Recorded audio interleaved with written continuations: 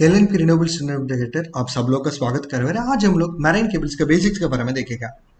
आज क्या क्या जैसे हम लोग डिस्कस करने वाले हैं, क्यों हमको केबल्स को मैराइन में शिप्स में स्पेशली यूज करना पड़ेगा। अगर आप मैराइन एप्लीकेशन के लिए स्पेशली शिप्स में अगर आप केबल परचेसिंग के लिए प्लान करवा रहे थे, उसको क्या क्या स्पेसिफिकेशन आप कंसिडर करना पड़ेगा, वो मैराइन केबल्स देखने के लिए कैसे दिखाएगा। ठीक है, अगर आप ऑन बोर्ड शिप एप्लीकेशंस के लिए स्पेशली ओके केबल्स यूज करवा रहे तो कौन सा केबल हम लोग यूज कर सकते हैं, वो देखने के लिए कैसे दिखाएगा। अगर पावर कंट्रोल ईथरनेट को एक्सेल रबन बोल के बहुत सारा वैरायटीज है, वो हर एक एप्लीकेशन के अलग अलग हो सकते हैं। वो कौन सा एप्लीकेशन का यूज करवा रहे हैं बोल के हम लोग देखेगा।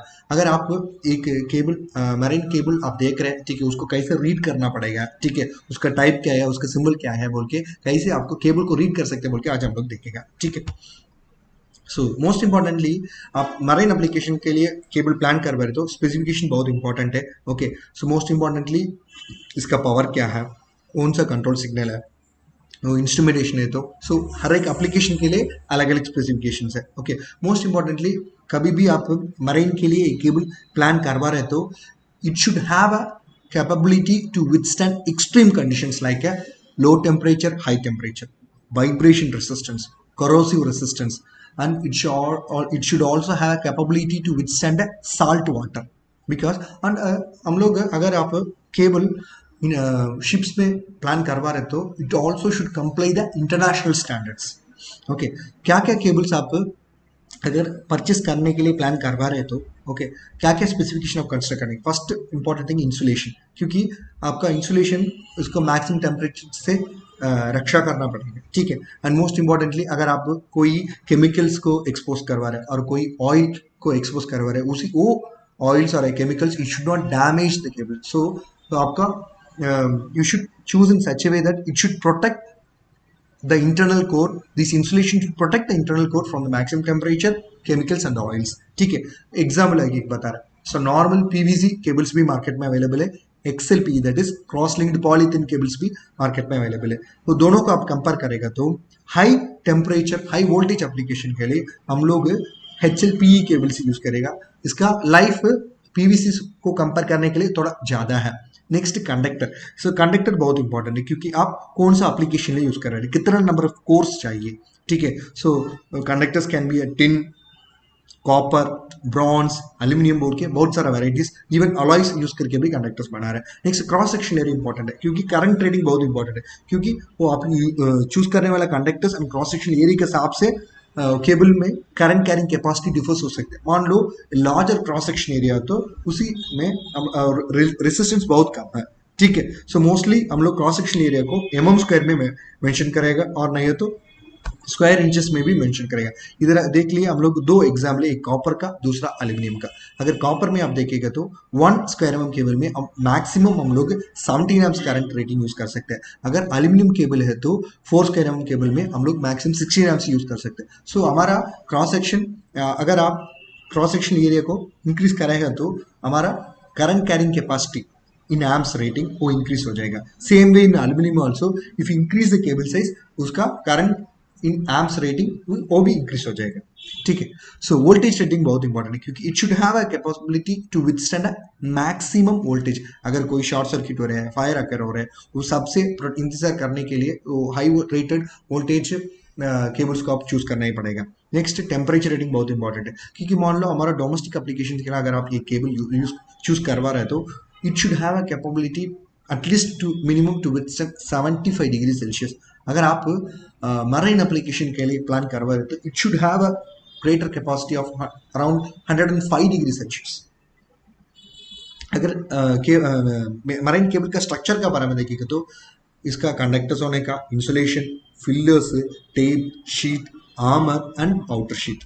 ठीक है, सो हमारा ऑन बोर्ड शिप्स में बहुत सारा केबल टाइप्स है। ठीक है, उसका current carrying capacity, voltage and type of application के हिसाब से बहुत सारा वेराइटीज है। मान लो एक पावर केबल है, सो नॉर्मली सिंगल कोर ही हम लोग यूज करवाएगा पावर के लिए, और तो 3 कोर हो सकता है, और मल्टी कोर भी इंडस्ट्रीज में अवेलेबल है, specially to transmit electrical power.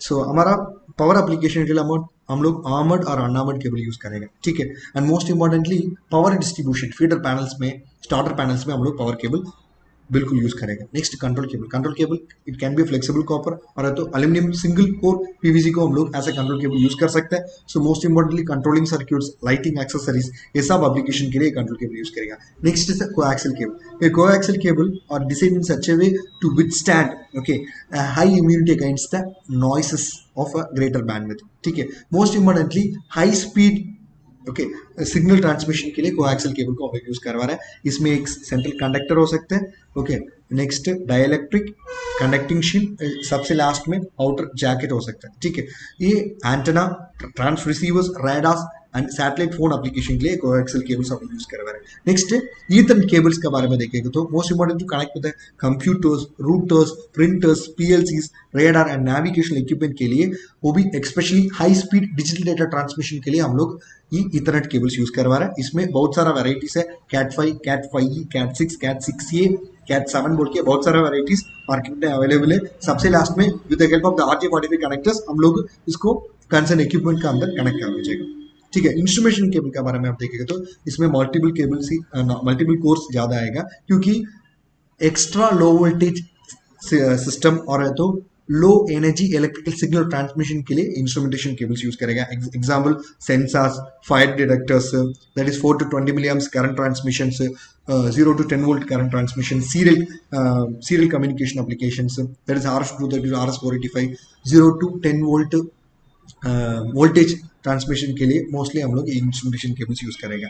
Ribbon cable का बारे में देखेंगे तो मोस्ट इंपॉर्टेंटली हमारा पीएलसीज में extension modules like digital modules, Android module हम लोग कनेक्ट करेगा, वो दोनों को बीच में कनेक्ट करने के लिए रिबन केबल्स हम लोग यूज करेगा। इवन हमारा कंप्यूटर पेरिफेरल्स के अंदर भी वो रिबन केबल्स हम लोग यूज करेगा। ठीक है, अगर कभी कैसे हम लोग एक marrying cable type and symbol को रीड करना पड़ेगा। अगर ये इसको देखेगा तो इसको जे स्टैंडर्ड बोल के बताएगा। इसमें कुछ प्रीफिक्सेस हो सकता है एंड सफिक्सेस हो सकता है। ठीक है, वो केबल स्पेसिफिकेशन में देखेगा तो 0.6/1 kV FR-FA-TPY-CY बोल के देखेगा तो first is the voltage, FR refers to the fire resistance, it should comply IEC 60331 standards. Next FA, that is flame retardant, it also should comply standard IEC PUB 60332-3 cat ये। Next total number of course, 3 course हो सकता है और single core, बहुत सारा varieties है। Next what is insulation sheath, can be a PVC, braid and what is outer sheath. ठीक है, सो अगर मान लो ये प्रीफिक्स एंड सफिक्स में अगर कुछ चेंजेस में क्या क्या डिफरेंसेस हो सकते बोल के हम लोग एक्सप्लेन करें। मान लो FA can be FR, it can be a fire return और a fire resistance. Next T, that is a total number of core, it is a 3 core means T हम लोग रिप्रेजेंट करेगा single core, double core, 4 core, 5 core, 6 core, 10 core, multi core के लिए अलग अलग symbols आ जाएगा। नेक्स्ट रबर, EP रबर और silicon rubber. Sheet, it can B PVC और PCB sheet. braid, it can be a steel wire braid or a copper alloy wire braid. Okay, outer sheet can be a PVC or a XLPE. Next सबसे last में yes, it can be a common shield, individual shield, common screen. Okay, individual screen, individual and common screen बोल के बहुत सारा varieties आएगा। हम लोग आपका अंडरस्टैंडिंग के लिए सिमिलर एग्जाम्स इसमें दे चुका हूँ। First one is a flame retardant, इसका nominal section area 10 mm square. Okay, next is also your flame resistance, it's mm square देखें तो 6 mm स्क्वायर है। ठीक है, next is the flame retardant, okay it has a 7 multiple cores, okay and mm square is 1 mm square. So like this हमको बहुत सारा similar examples है। आपको ये वीडियो पसंद है तो सब्सक्राइब करवा दो, बेल आइकन को दबा दो, ये वीडियो को आपको दोस्तों के साथ शेयर करवा दो। आप इसका ऐसा बहुत सारा चीज़ सीखने का तो आप हमको हमारे चैनल को सब्सक्राइब करवा दो। आप हमको कांटेक्ट कर सकते हैं, हमारा कांटेक्ट डील्स में दे चुका हूँ। आपको पीएलसी ट्रेनिंग का जरूरत है, पीएलसी में ट्रेनिंग सीखने का तो भाई आप हमको कांटेक्ट कर सकते हैं। हम लोग Siemens Allen Bradley Delta PLC में ट्रेनिंग दे रहे हैं। अगर आप जीसीसी कंट्रीज में काम करने के लिए प्लान करवा रहे हैं, especially building management system, building automation control system में काम करने के लिए प्लान कर रहे हैं तो भी आप हमको कॉन्टैक्ट कर सकते हैं। हमारा कॉन्टैक्ट लिस्ट में दे चुका हूँ। अगर आप ईबी बिजली बिल्कुल अवेलेबल नहीं है, उसी जगह में solar DC light system establish करने के तो भी आप हमको कॉन्टैक्ट कर सकते हैं, हम लोग करके दे सकते हैं। अगर आप आपका पास एग्रीकल्चर फार्म्स है, उसमें आपको क्रॉप्स को एनिमल से इंतजार करने का, तो रक्षा करने के लिए आप instead of going for electrical fencing आप सोलर फेंसिंग लगा सकते हैं। सो हम लोग सोलर फेंसिंग ऐसे किट दे रहे हैं, हम लोग solar on grid, off grid, hybrid, solar street light, solar pump services का design, installation, testing, commissioning, consultancy, training support दे रहे हैं। अगर आप एक्सेस कंट्रोल का बेसिक्स के बारे में सीखने का, शिप ऑटोमेशन का बेसिक्स के बारे में देखने का, इलेक्ट्रिकल व्हीकल्स का बेसिक्स के बारे में सीखने का, तो भी आप हमको कॉन्टैक्ट कर सकते हैं। हमारा कॉन्टैक्ट डिटेल्स में दे चुका हूँ। धन्यवाद।